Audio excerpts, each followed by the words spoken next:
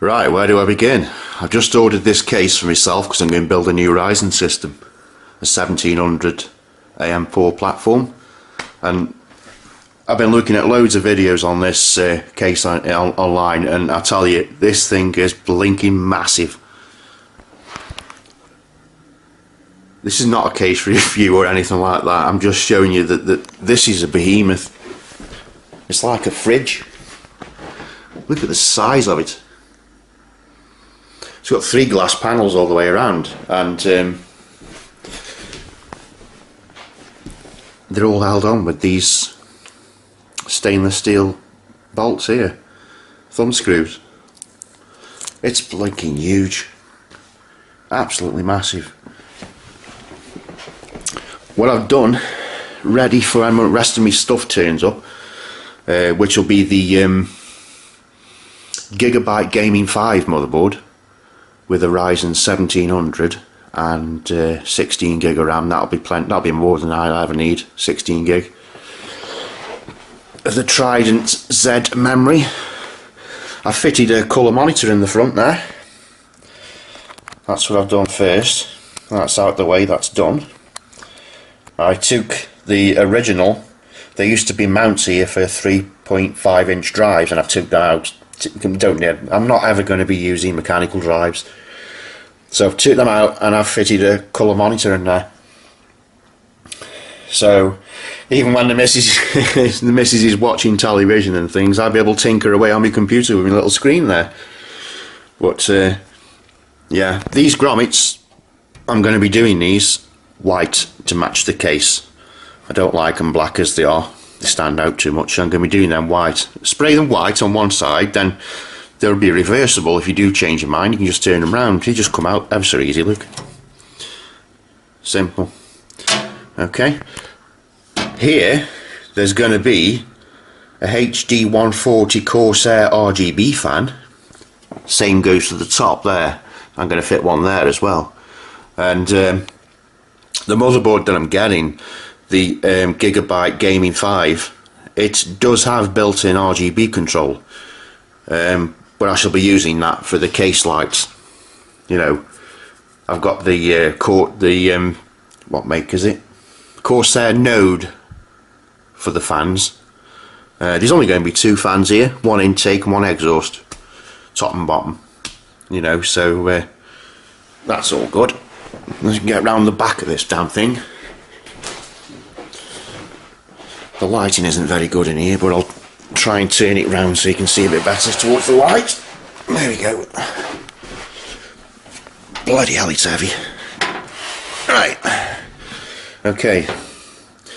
At the back here there's a dust filter. You can put an additional 2 fans in there, 140mm, or a radiator if you've got if your water cooling's done on tubing and not hardline.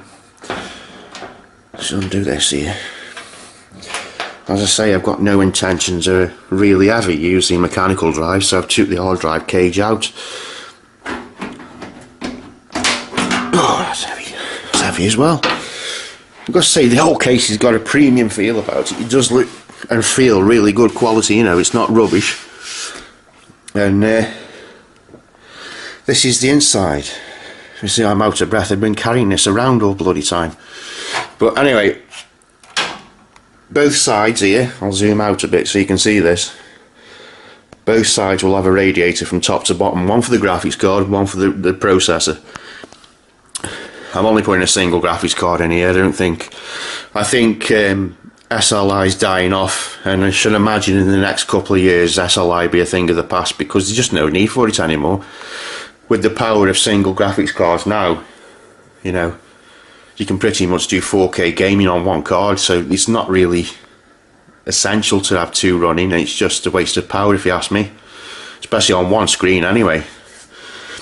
These are the mounts that I took out of here at the side that fit the hard drives in, but like I say, I shall just take them out and keep them in the box and put the box in the loft. I won't ever be using mechanical drives. I want to keep this computer as silent as possible. And the only noise that's going to be coming out of this really is the 2 pumps. You know, the fans are going to be completely silent because they're only going to be running at like 600 RPM. They won't need to go any faster than that. But yeah, them two. I'm not throwing them away, but I will be keeping them. But I've got no intentions of ever selling this case or anything like that. But looking at it, I'm glad I got the white one now, not the black one. The white one's much more vibrant and it'll spread the light out much better than the black version will. But look at all that mounting space there. I mean, you can just, it knows no bounds, this case. You can just do, you can go crazy with it and do whatever you want cooling wise. We're talking, I'm not sure off the top of my head, 1, 2, is that 540mm fans on each side for the radiators? So that's 510. This thing will hold 20 fans at the back and 2 inside. That's 22 fans. That's unbelievable. You tell me how many cases out there hold 22 fans. The 140, you know, the full size ones as well. Look how big your power supply can be. Hang on, let's just get my tape measure and I'll do some measurements for you guys, eh? Wait there a sec, where have I put it? Oh, tape measure, where are you? Ah, I've got you. There we go. I'm going to show you now how big your power supply can be for this thing. It's a bit better light. You've got it basically the entire front to the whole back of the case. You've got 45 inches of power supply space. You could fit 2 in there, to be honest with you, if you wanted to. You could fit 2 750 watt supplies in there. No questions asked.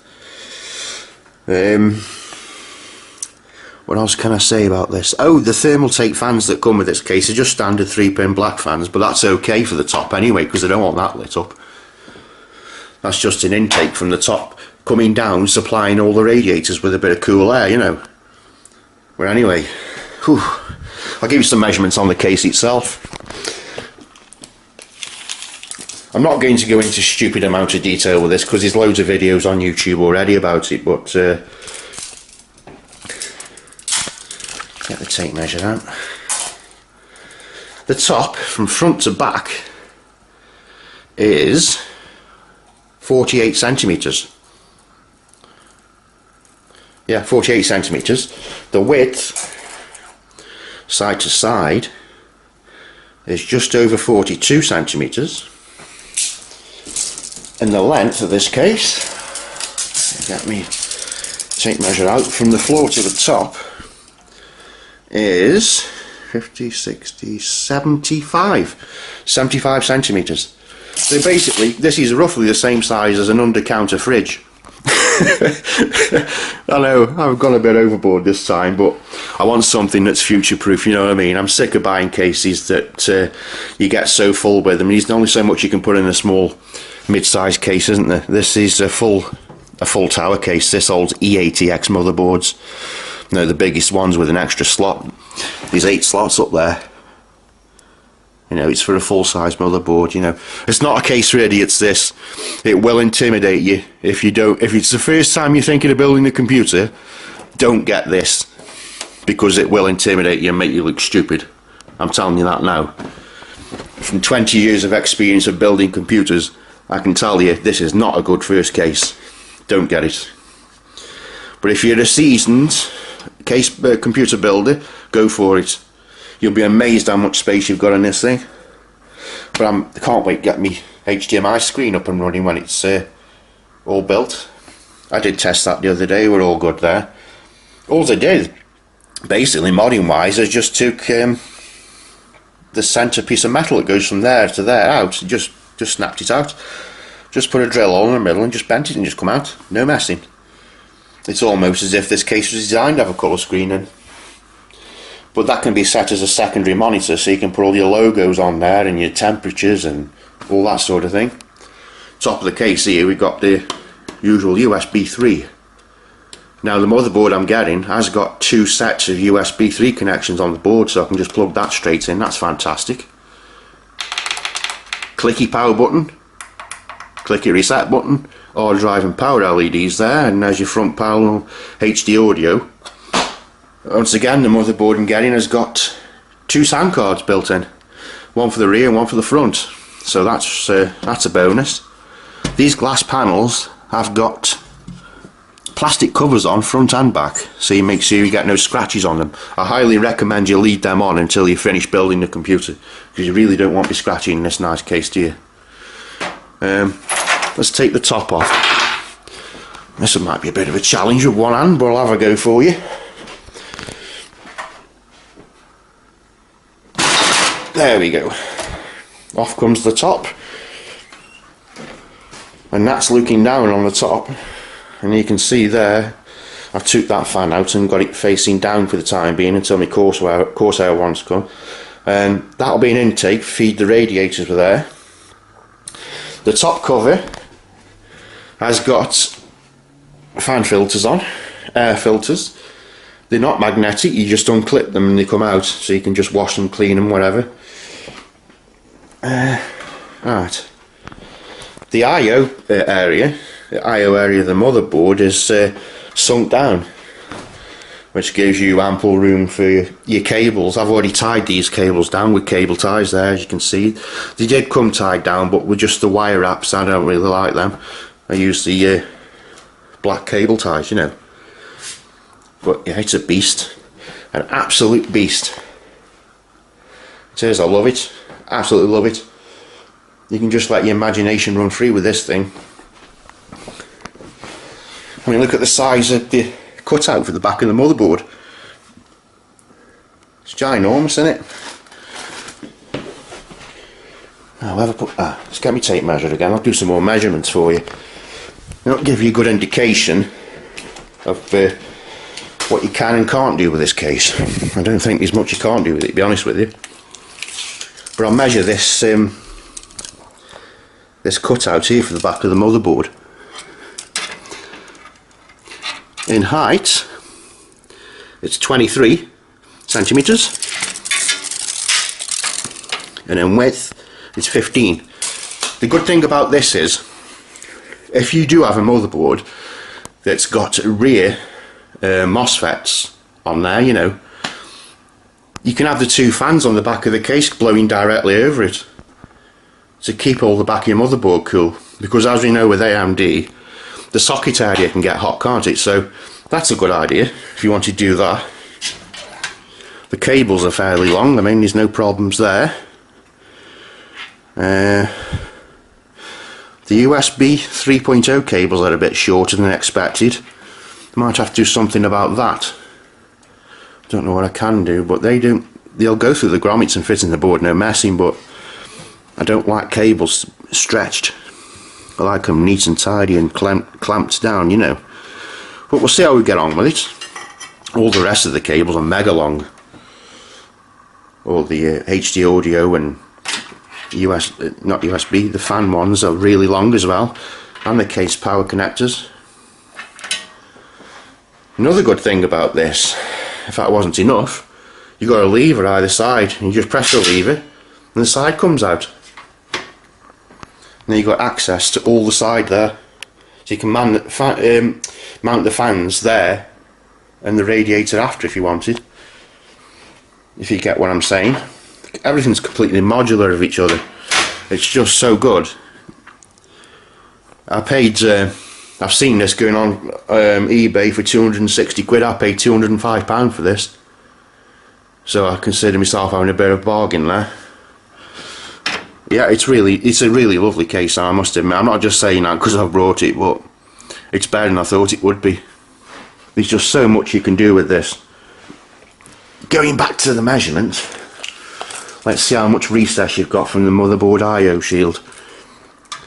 You've got a good 4 centimeters there. That's ample room, and then some. If you want to plug USB thumb drives or Wi-Fi USB adapters in there, you've got no messing.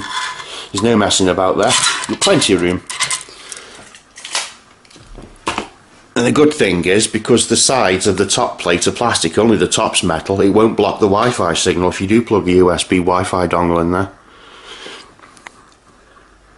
The I/O shields are black and they're vented as well. To be honest, I think it's only 2 I'll be taking out. The rest of them can stay there just for the graphics card, you know. I won't be using a what are they called, PCI Wi-Fi card, because I don't want to ruin the look of the motherboard inside when it's all done. because the motherboard's fully RGB. I mean, totally, every part of the board lights up, you know, and can be changed. But I've just brought this Corsair node kit that comes with 4 LED strips. Now, there's a lot of ways you can do this. You can get the motherboard to power the LED strips, or you could use the Corsair thing itself and just use that for the fans. But if you want to keep everything the same colour with one click, I highly recommend you connect everything to the motherboard and just run the strip all the way around the sides, then connect to because it'll only need 2 fans, the top and the bottom on the front. Just connect them 2 fans up, Core HD 140s, and the LED strip, and the motherboard should be able to control all that with one click and change all the colours altogether, you know. Then just keep the node box itself for the radiator fans and fit that in the back here, because that's software controlled as well by Corsair's Link software. So anyway, linking up. Oh, I forgot to tell you as well, yeah. For some reason it come with 2 USB extension cables. Now, on this motherboard that I'm getting, before I go, I'll just say this. If you're using any type of extension cable on your USB, there's 2 designated ports inside and 2 on the I/O shield that lets you up the voltage.